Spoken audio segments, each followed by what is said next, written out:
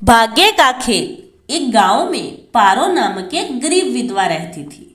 उसका एक पुत्र था। वह इतनी गरीब थी कि घर में 4 बर्तन भी ढंग के नहीं थे। लड़का अभी छोटा था। पारो ने बड़े प्यार से उसका नाम नसीब सिंह रखा था, मगर वह इतना बदनसीब था कि उसके पैदा होने के कुछ समय बाद ही एक बीमारी से उसके पिता की मृत्यु हो गई। पारो घर में चौका बर्तन आदि करके उसे पाल रही थी।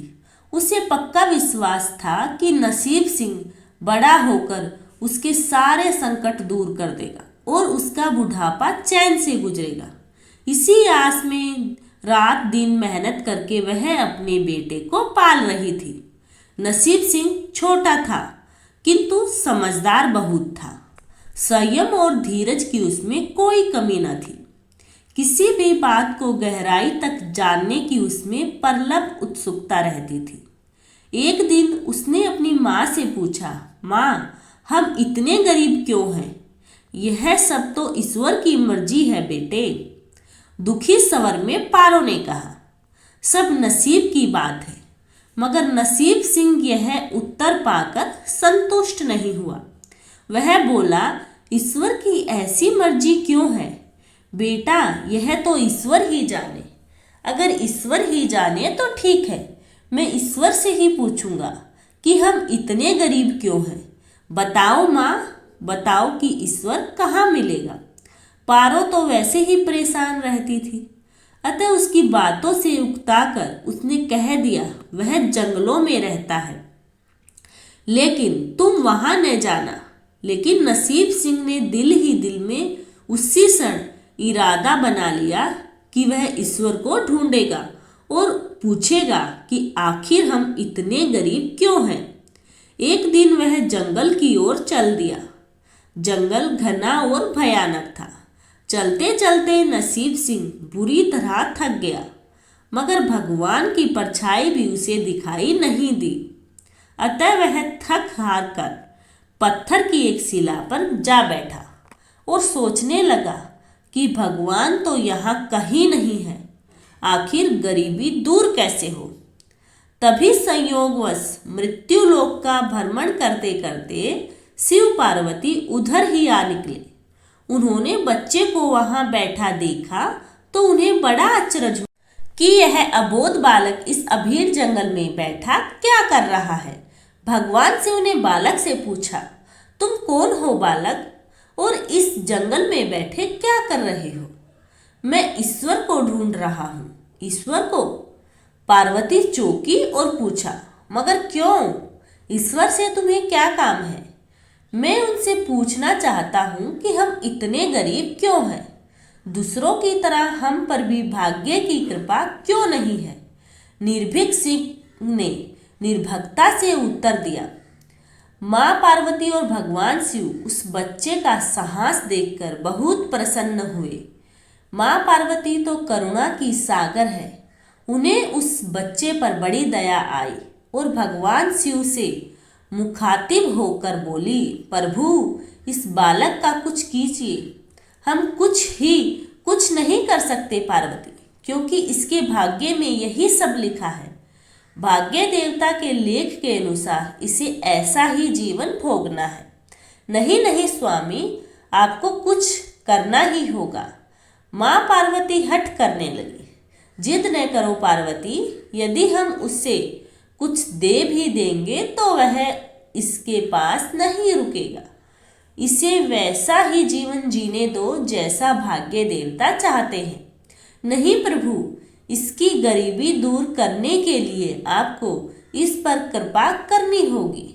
जब माँ पार्वती जिद करने लगी तो भगवान भोले शंकर ने बच्चे को एक हार दे दिया। हार पाकर नसीब सिंह बहुत प्रसन्न हुआ और खुशी खुशी अपने घर को चल दिया।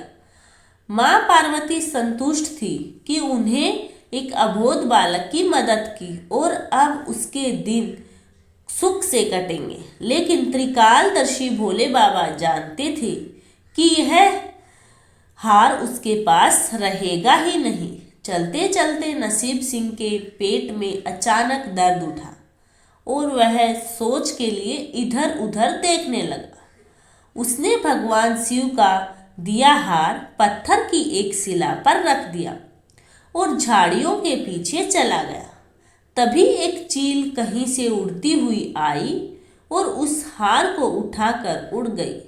अरे मेरा हार! सब कुछ भूलकर लड़का चील के पीछे भागा, मगर कब तक वह चील का पीछा करता, कैसे पकड़ता उसे।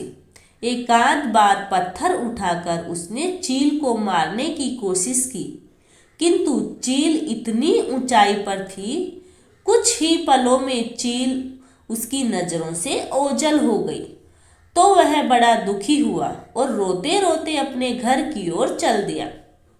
घर पहुंचकर उसने माँ को सारी बात बताई, मगर पारो को उसकी बात पर बिल्कुल भी विश्वास नहीं हुआ। हाँ, उसकी बात सुनकर थोड़ा सी उदास अवश्य हुई, लेकिन नसीब सिंह माँ की उदासीनता देखकर अतोत्साहित नहीं हुआ। उसने मन ही मन निर्णय लिया कि वह कल फिर वहीं जाएगा और भगवान शिव पार्वती को अपनी विपदा सुनाएगा। उसका विश्वास था कि भगवान शिव उस धूर्त चील को अवश्य ही दंड देंगे। भगवान शिव ने पार्वती से कहा, देखो, उसके पास कल वाला हार नहीं रहा, उसे एक चील ले उड़ी है और दूसरा हार पाने के लिए वह उस चील को दंड दिलवाने की इच्छा लिए वह लड़का आज फिर आया है। पार्वती देवी ने फिर भगवान शिव से प्रार्थना की, आप चाहे चील को दंड दे या न दे, किंतु इस लड़के की सहायता करके इसकी निर्धनता दूर करें। हम अब कुछ नहीं कर सकते देवी, यदि तुम जिद करती हो तो हम ब्रह्मा से कहते हैं कि वही इस बालक की कुछ सहायता करेंगे। कहकर भगवान शिव ने ब्रह्मा जी को बुलाया और सारी बात बताकर आग्रह किया कि आप ही इसकी कुछ सहायता करें। तब ब्रह्मा जी ने लड़के को हीरे की एक अंगूठी दे दी। लड़के ने अंगूठी जेब में रखी और खुशी खुशी अपने घर चल दिया। उसने सोच लिया था कि वह अब एक पल के लिए भी अंगूठी को अपने से अलग नहीं करेगा। चलते चलते अचानक उसे प्यास लगी। वह सरोवर के किनारे पहुंचा और जैसे ही वह चुल्लू भरकर पानी पीने के लिए झुका, वैसे ही उसकी जेब से अंगूठी निकल कर पानी में जा गिरी और इससे पहले कि वह उठाता, एक मछली उसे निगल गई। नसीब सिंह फिर रोते रोते घर आया और माँ को सारी बात बताई। बेटा, जब भाग्य में नहीं है तब तक कोई भी चीज नहीं रुकेगी। माँ ने उसे दिलासा देते हुए कहा, जब भाग्य देवता खुश होंगे तो मिट्टी भी सोना बन जाएगी, मगर इस प्रकार किसी के देने से हमारी गरीबी दूर नहीं होगी। उसे समझाकर माँ अपने काम में लग गई, मगर नसीब सिंह भी हार मानने वाला नहीं था। उसने मन ही मन सोच लिया था कि वह कल फिर जाएगा। तीसरे दिन वह फिर जा पहुंचा। शिव और पार्वती उसका यह साहस देखकर बहुत खुश हुए। शिव जी ने इस बार ब्रह्मा जी के पास जाकर बात की कि वह लड़का तो बड़ा साहसी है, इसका कुछ उद्धार किया जाना चाहिए। तब ब्रह्मा जी ने सलाह दी कि हमें भगवान श्री हरि के पास जाना चाहिए, वही इसका कोई हल बताएंगे। अतः वह श्री हरि के पास जा पहुंचे। पूरी बात सुनकर भगवान विष्णु ने नसीब सिंह को कुछ हीरे दिए। हीरे पाकर वह बहुत खुश हुआ और इस बार बिना कहीं रुके उसने सीधे अपने घर जाने का निश्चय किया, क्योंकि 2 बार उसकी चीजें खो चुकी थी। जब वह घर पहुंचा, माँ घर पर नहीं थी।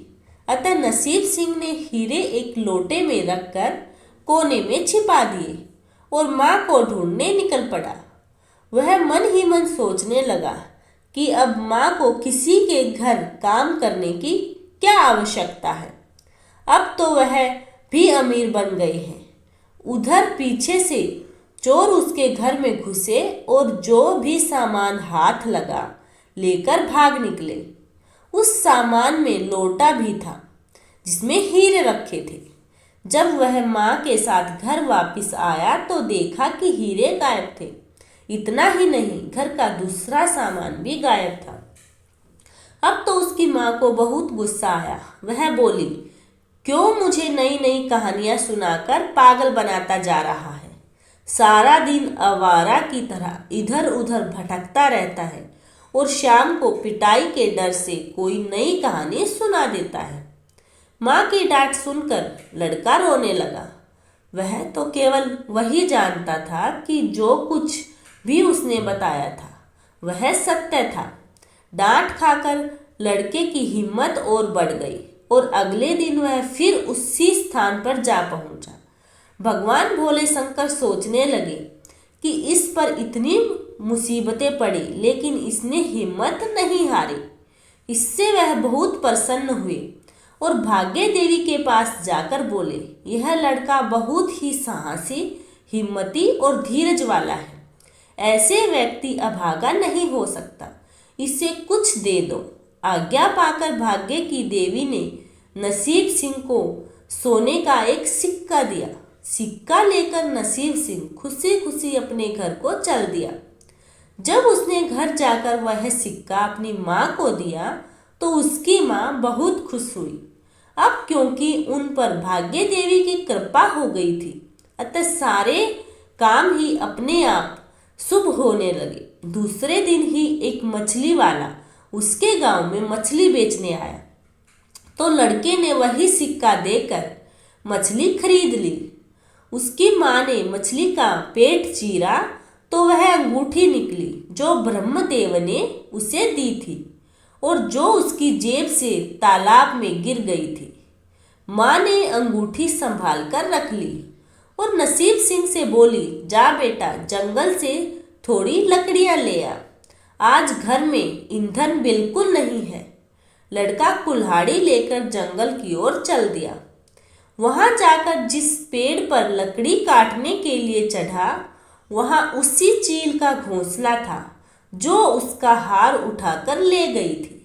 लड़के ने देखा कि चील कहीं आसपास नहीं थी।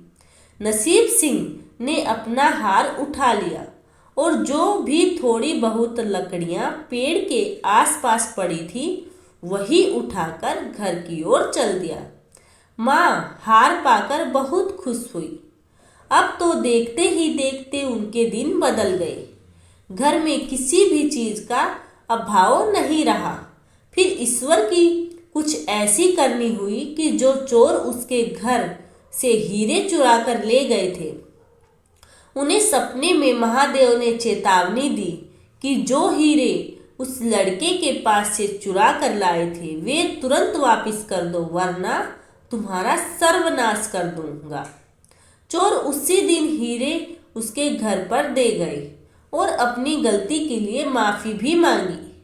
इसी प्रकार उस अभागे का भाग्य चमक उठा। अब उसके घर में किसी भी चीज की कोई कमी न थी और उनकी गरीबी सदा सदा के लिए समाप्त हो गई थी। धन्यवाद दोस्तों। जिसको भी यह कहानी पसंद आई प्लीज़ लाइक